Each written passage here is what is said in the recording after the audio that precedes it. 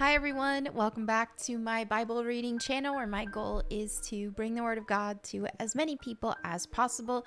So today I will pick up where we left off in Daniel chapter 4. King Nebuchadnezzar sent this message to the people of every race and nation and language throughout the world. Peace and prosperity to you. I want you all to know about the miraculous signs and wonders the Most High God has performed for me. How great are his signs, how powerful are his wonders. His kingdom will last forever, his rule through all generations. I, Nebuchadnezzar, was living in my palace in comfort and prosperity, but one night I had a dream that frightened me. I saw visions that terrified me as I lay in my bed. So I issued an order calling in all the wise men of Babylon so they could tell me what my dream meant. When all the magicians, enchanters, astrologers, and fortune tellers came in, I told them the dream, but they could not tell me what it meant. At last, Daniel came in before me, and I told him the dream. He was named Belteshazzar, after my God, and the spirit of the holy God is in him. I said to him, Belteshazzar, chief of the magicians, I know that the spirit of the holy gods is in you, and that no mystery is too great for you to solve. Now tell me what my dream means. While I was laying in my bed, this is what I dreamed. I saw a large tree in the middle of the earth. The tree grew very tall and strong, reaching high into the heavens for all the world to see. And it had fresh green leaves, and it was loaded with fruit for all to eat. Wild animals lived in its shade, and birds nested in its branches. All the world was fed from this tree. Then, as I lay there dreaming, I saw a messenger, a holy one, coming down from heaven. The messenger shouted, "Cut down the tree and lop off its branches, shake off its leaves and scatter its fruit. Chase the wild animals from its shade and the birds from its branches, but leave the stump and the roots in the ground, bound with a band of iron and bronze and surrounded by tender grass. Now let him be drenched with the dew of heaven, and let him live with the wild animals among the plants of the field. For 7 periods of time, let him have the mind of a wild animal, instead of the mind of a human. For this has been decreed by the messengers. It is commanded by the holy ones, so that everyone may know that the Most High rules over the kingdoms of the world. He gives them to anyone he chooses, even to the lowliest of people. Belteshazzar, that was the dream that I, King Nebuchadnezzar, had. Now tell me what it means, for none of the wise men of my kingdom can do so, but you can tell me, because the spirit of the holy gods is in you." Upon hearing this, Daniel, also known as Belteshazzar, was overcome for a time, frightened by the meaning of the dream. Then the king said to him, "Belteshazzar, don't be alarmed by the dream and what it means." Belteshazzar replied, "I wish the events foreshadowed in this dream would happen to your enemies, my lord, and not to you. The tree you saw was growing very tall and strong, reaching high into the heavens for all the world to see. It had fresh green leaves and was loaded with fruit for all to eat. Wild animals lived in its shade, and birds nested in its branches. That tree, your majesty, is you, for you have grown strong and great. Your greatness reaches up to heaven, and your rule to the ends of the earth. Then you saw a messenger, a holy one, coming down from heaven and saying, 'Cut down the tree and destroy it, but leave the stump and the roots in the ground. Bound with a band of iron and bronze and surrounded by tender grass, let him be drenched with the dew of heaven. Let him live with the animals of the field for 7 periods of time.' This is what the dream means, your majesty, and what the Most High has declared will happen to my lord the king. You will be driven from human society, and you will live in the fields with the wild animals. You will eat grass like a cow, and you will be drenched with the dew of heaven. 7 periods of time will pass while you live this way, until you learn that the Most High rules over the kingdoms of the world and gives them to anyone he chooses, but the stump and roots of the tree were left in the ground. This means that you will receive your kingdom back again when you have learned that heaven rules. King Nebuchadnezzar, please accept my advice. Stop sinning and do what is right. Break from your wicked past and be merciful to the poor. Perhaps then you will continue to prosper." But all these things did happen to King Nebuchadnezzar. 12 months later, he was walking a walk on the flat roof of the royal palace in Babylon. As he looked out across the city, he said, "Look at this great city of Babylon. By my own mighty power, I have built this beautiful city as my royal residence to display my majestic splendor." While these words were still in his mouth, a voice called down from heaven, "O King Nebuchadnezzar, this message is for you. You are no longer ruler of this kingdom. You will be driven from human society. You will live in the fields with the wild animals, and you will eat grass like a cow. 7 periods of time will pass while you live this way, until you learn that the Most High rules over the kingdoms of the world and gives them to anyone he chooses." That same hour, the judgment was fulfilled, and Nebuchadnezzar was driven from human society. He ate grass like a cow, and he was drenched with the dew of heaven. He lived this way until his hair was as long as eagle's feathers, and his nails were like bird's claws. After this time had passed, I, Nebuchadnezzar, looked up to heaven. My sanity returned, and I praised and worshipped the Most High and honored the one who lives forever. His rule is everlasting, and his kingdom is eternal. All the people of earth are nothing compared to him. He does as he pleases among the angels of heaven, and among the people of the earth. No one can stop him or say to him, "What do you mean by doing these things?" When my sanity returned to me, so did my honor and glory and kingdom. My advisors and nobles sought me out, and I was restored as head of my kingdom, with even greater honor than before. Now I, Nebuchadnezzar, praise and glorify and honor the King of heaven. All his acts are just and true, and he is able to humble the proud. One second, let me publish my other video. Okay, Daniel chapter 5. Many years later, King Belshazzar gave a great feast for 1,000 of his nobles, and he drank wine with them. While Belshazzar was drinking the wine, he gave orders to bring in the gold and silver cups that his predecessor Nebuchadnezzar had taken from the temple in Jerusalem. He wanted to drink from them with his nobles, his wives, and his concubines. So they brought these gold cups taken from the temple, the house of God in Jerusalem, and the king and his nobles, his wives, and his concubines drank from them. While they drank from them, they praised their idols made of gold, silver, bronze, iron, wood, and stone. Suddenly, they saw the fingers of a human hand writing on the plaster wall of the king's palace, near the lampstand. The king himself saw the hand as it wrote, and his face turned pale with fright. His knees knocked together in fear, and his legs gave way beneath him.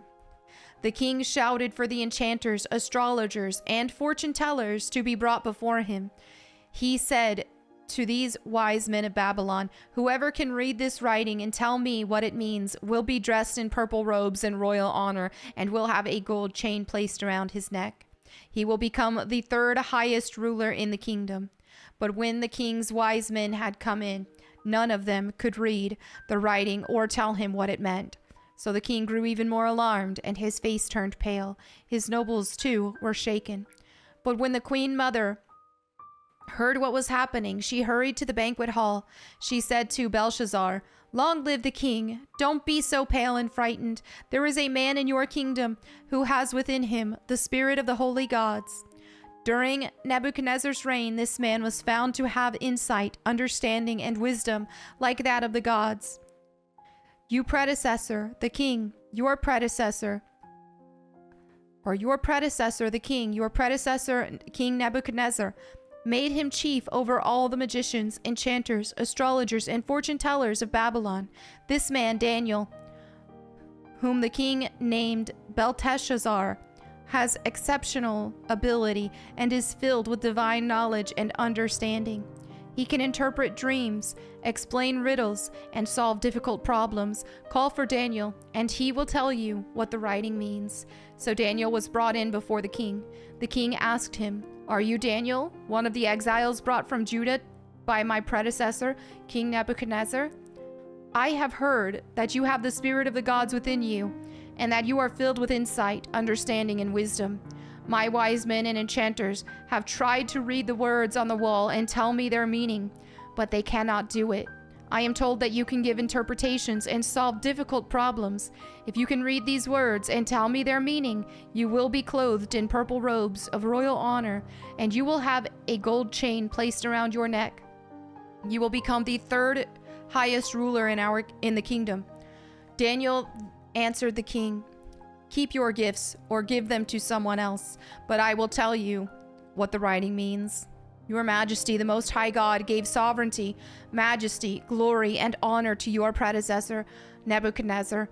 He made him so great that people of all races and nations and languages trembled before him in fear. He killed those he wanted to kill and spared those he wanted to spare. He honored those he wanted to honor and disgraced those he wanted to disgrace. But when his heart and mind were puffed up with arrogance, he was brought down from his royal throne and stripped of his glory. He was driven from human society. He was given the mind of a wild animal, and he lived among the wild donkeys.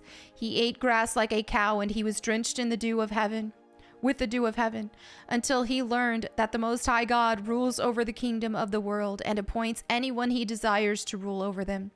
You are his successor, O Belshazzar, and you knew all this, yet you have not humbled yourself, for you have proudly defied the Lord of heaven, and have had these cups from his temple brought before you. You and your nobles and your wives and concubines have been drinking wine from them while praising gods of silver, gold, bronze, iron, wood, and stone, gods that neither see nor hear nor know anything at all. But you have not honored the God who gives you the breath of life and controls your destiny. So God has sent this hand to write this message that was written, mean, tekel, and parson. This is what these words mean. Mean means numbered. God has numbered the days of your reign and has brought it to an end. Tekel means weighed. You have been weighed on the balances and have not measured up. Parson means divided. Your kingdom has been divided and given to the Medes and Persians. Then, at Belshazzar's command, Daniel was dressed in purple robes, a gold chain was hung around his neck, and he was proclaimed the third highest ruler in the kingdom. That very night, Belshazzar, the Babylonian king, was killed, and Darius the Mede took over the kingdom at the age of 62. Daniel chapter 6. Darius the Mede decided to divide the kingdom into 120 provinces, and he appointed a high officer to rule over each province. The king also chose Daniel and 2 others as administrators to supervise the high officers and protect the king's interests. Daniel soon proved himself more capable than all the other administrators and high officers. Because of Daniel's great ability, the king made plans to place him over the entire empire. Then the other administrators and high officers began searching for some fault in the way Daniel was handling government affairs, but they couldn't find anything to criticize or condemn. He was faithful, always responsible, and completely trustworthy. So they concluded, our only chance of finding grounds for accusing Daniel will be in connection with the rules of his religion. So the administrators and high officers went to the king and said, "Long live King Darius. We are all in agreement, we administrators, officials, high officers, advisors, and governors, that the king should make a law that will be strictly enforced. Give orders that for the next 30 days, any person who prays to anyone, divine or human, except you, your majesty, will be thrown into the den of lions. And now, your majesty, issue and sign this law so it cannot be changed. An official law of the Medes and Persians that cannot be revoked." So King Darius signed the law. But when Daniel learned that the law had been signed, he went home and knelt down as usual in his upstairs room, with its window open toward Jerusalem. He prayed 3 times a day, just as he had always done, giving thanks to his God. Then the officials went together to Daniel's house and found him praying and asking for God's help. So they went straight to the king and reminded him about his law. "Did you not sign a law that for the next 30 days, any person who prays to anyone, divine or human, except to you, your majesty, will be thrown into the den of lions?" "Yes," the king replied, "that decision stands. It is an official law of the Medes and Persians that cannot be revoked." Then they told the king, "That man Daniel, one of the captives from Judah, is ignoring your law, you and your law. He still prays to his God 3 times a day." Hearing this, the king was deeply troubled, and he tried to think of a way to save Daniel. He spent the rest of the day looking for a way to get Daniel out of this predicament. In the evening, the men went together to the king and said, "Your Majesty, you know that according to the law of the Medes and the Persians, no law that the king signs can be changed." So at last the king gave orders for Daniel to be arrested and thrown into the den of lions. The king said to him, "May your God, whom you serve so faithfully, rescue you." A stone was brought and placed over the mouth of the den. The king sealed the stone with his own royal seal and the seals of his nobles, so that no one could rescue Daniel. Then the king returned to his palace and spent the night fasting. He refused his usual entertainment and couldn't sleep at all that night. Very early the next morning, the king got up and hurried out to the lion's den. When he got there, he called out in anguish, "Daniel, servant of the living God, was your God, whom you serve so faithfully, able to rescue you from the lions?" Daniel answered, "Long live the king. My God sent his angel to shut the lions' mouths so that they would not hurt me, for I have been found innocent in his sight, and I have not wronged you, your majesty." The king was overjoyed and ordered that Daniel be lifted from the den. Not a scratch was found on him, for he had trusted in his God. Then the king gave orders to arrest the men who had maliciously accused Daniel. He had them thrown into the lion's den along with their wives and children. The lions leaped on them and tore them apart before they even hit the floor of the den. Then King Darius sent this message to the people of every race and nation and language throughout the world. "Peace and prosperity to you.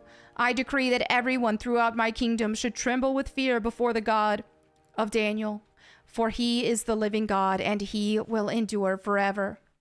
His kingdom will never be destroyed, and his rule will never end. He rescues and saves his people. He performs miraculous signs and wonders in the heavens and on earth. He has rescued Daniel from the power of the lions." So Daniel prospered during the reign of Darius and the reign of Cyrus the Persian. And there you have it for today's Bible reading. Thank you all so much for your fellowship. As always, if you have any prayer requests, feel free to leave those in the comments below so that myself, my prayer team, or anyone who reads them can pray for you. And thank you to everybody who prays for me as well. Thank you all again. I'll see you tomorrow. God bless and goodbye.